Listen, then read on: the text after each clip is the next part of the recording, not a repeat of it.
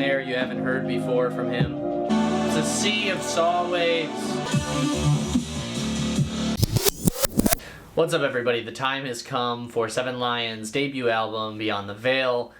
Certainly no stranger to plenty of EP projects over the years. It kind of doesn't really feel like his first whole album, but guess by technicality that is true. It's come full circle for me. Really what initially got me into wanting to do some of these album reviews and reaction videos. I was listening to the Find Another Way EP when that dropped in March of 2020.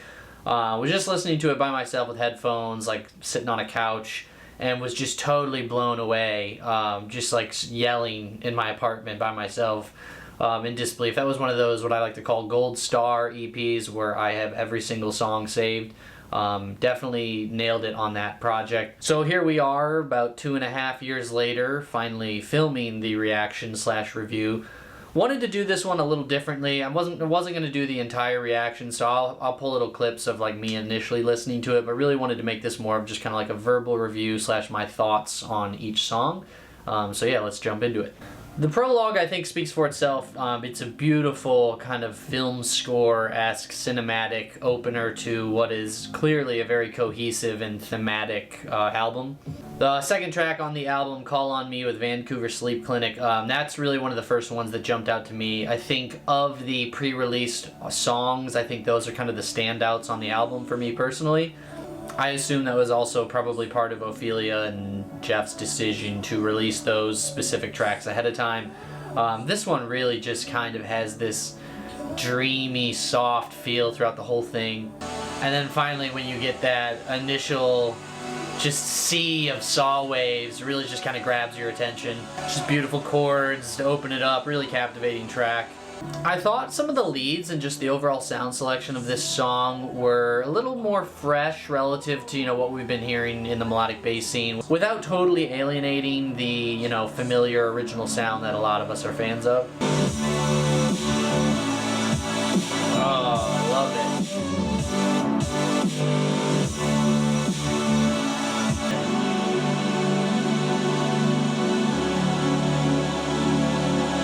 Oh, listen to these chords. It's a sea of saw waves. Every time, one of the 3 pre-released. It's no secret in my initial reaction, drop 1 wasn't crazy about it, but drop 2 is really what sells this one for me. It's just got that, dark kind of more traditional sounding dubstep sound.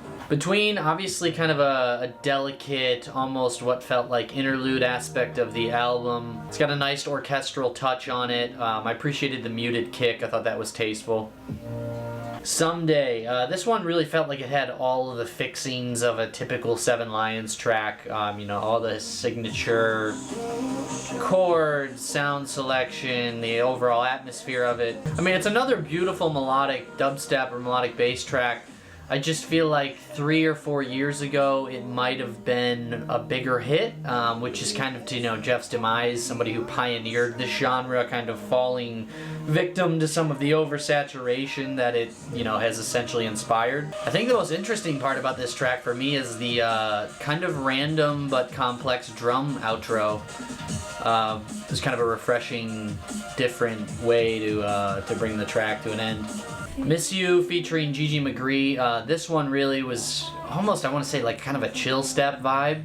I think at this point in the album, halfway through, you're really kind of taking in the fact that this is more an embrace of his more melodic stuff. Doesn't have as heavy or violent a feel as some, past projects might have. I think it was a really beautiful use of kind of a halftime breakdown for the drop. Really lets the track breathe.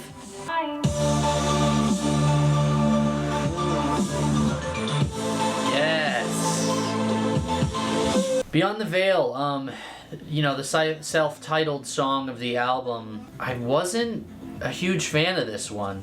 Similar chords and themes of previous tracks and, throughout the album. The 16th-note chords give it a nice kind of energy to it. 4 on the Floor almost gives this a little bit of a housey vibe for once from him. Obviously not all elements matching up to fit that category, but kind of that feel. Overall, I just kind of found myself zoning out and kind of waiting for the next track on this one. Before You, I like how the lyrics like immediately acknowledge the somber theme of it. And Dia Frampton is just, one of the best to ever do it. So her vocal feature on this is top notch. The overall melody, that the song opens up with kind of reminds me of like some sort of nursery or familiar melody that I can't put my finger on. Maybe some of you in the comments have isolated it by now, but it has this like familiar kind of melody that I feel like fits to a song I know. Overall, this one kind of left me wanting a little bit more. I feel like the drop could have just been a little bit more epic in its release. I don't know if it needed one of those, patented screeching high-pitched synths, but it just felt like it needed a little bit more in my opinion. Neverlearn had a different feel to it. One more kind of these like down-tempo, more chill kind of atmospheres. Felt like everything got sucked into the snare. Like you could really hear the side chain on this one. Just felt like a vacuum into that snare each time during that kind of main drop, if we want to call it that.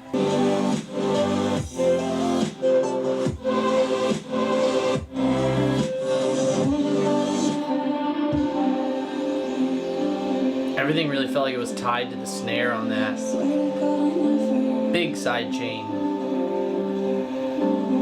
And then on to my absolute favorite. I will definitely have a little clip of my initial reaction to this one. Just an absolute standout track. You could tell just immediately this one had a little bit extra something to it. Something I wanted to point out though, right in the intro, it's got that same kind of sound that I think Silent Skies opens up with. Just very similar theme. I thought that was almost nostalgic for me. But overall, this song, when the lead hits right off of that initial verse, it's kind of one of those eye-opening moments. This song almost felt like it could have been a high-energy 4 on the floor, kind of feel. Kind of went with more of the traditional approach to, hit the way he rhythmically structures tracks. One thing I really liked about the verses, too, is while she's got her vocals going, you have this really raspy, crispy snare that's just not something you usually get from him. Overall, the dynamics are amazing. This, like I said, really felt like the most polished, put together track of the album. Definitely a standout one. Definitely my favorite. Oh, and then I have to give credit to Lights. Top 3 vocalist for me, with her collabs with Deadmau5 and so many others. Her vocals just seem to fit so well in the electronic space and across so many different genres. Yeah, really love her stuff. Yo.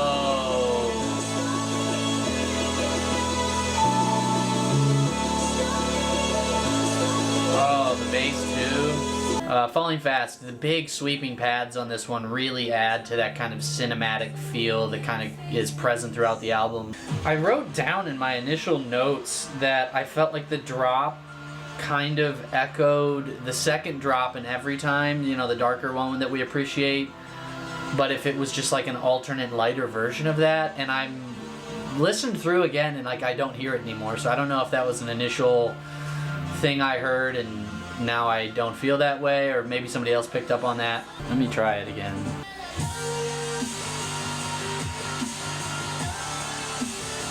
Yeah, I don't know where I got that. Halfway through that song, it really felt like it came to an end, only to be revived by these spacey ARPs, which was kind of a cool effect. And on to Hypnosis, the outro to the album. I had to look this word up, just, kind of a word of interest, wanted to know the definition. Basically unity or oneness, kind of like balance almost, which you can definitely pick up on just through listening to it. I thought I was kind of taken back by how loud the piano was.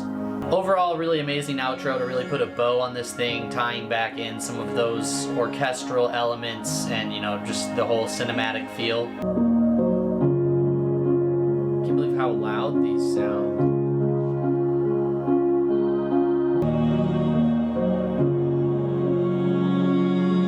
Yeah, I mean, this is film score caliber. So yeah, I've had some time to digest this, initial thoughts, some thoughts after listening to it a few times. Super cohesive album, really kind of a concept album. I could see, this applying to a movie score. There's a lot of the themes throughout feel like they blend together. In terms of his body of work, it's definitely not my favorite. Granted, trying to get 12 songs to, all be long-lasting, impressionable hits is a tall order, and probably not something an artist is aiming for, because you want to have a variety of sound. Those 3 pre-releases, I think, are obviously the standout tracks every time.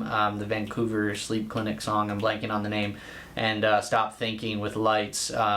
Those are definitely going to be my standouts. I think it speaks to his journey as an artist, and just kind of him being comfortable with his sound to kind of avoid diving into the really heavy dubstep and sometimes darker tones he can have. Really, the only time it ever feels like that is like I said, the second drop of Every Time. Everything else is, again, very cinematic, melodic, almost ethereal at times, if I want to use that word. I feel like I've said this many times over the course of the channel, but I'm curious to see where I'm curious to see where his sound goes and how it evolves. Like I said, as one of the initial pioneers of melodic dubstep, it really feels like we've taken it from point A to Z in terms of its progression, and now it feels like it's time to innovate and start to change things up. But he's an amazing producer, and I have no doubt that even if he continues to make the same genre, he'll probably find a way to keep it fresh, as a couple of these do. In a genre that is so saturated, as I mentioned before, it's hard to find some of these fresh unique sounds and just overall listenable songs. So solid album. I'm not over the moon for it. Don't have any hate for it. Curious to see which songs you guys liked, which ones you added. Let me know what you guys think in the comments, and thanks so much for watching.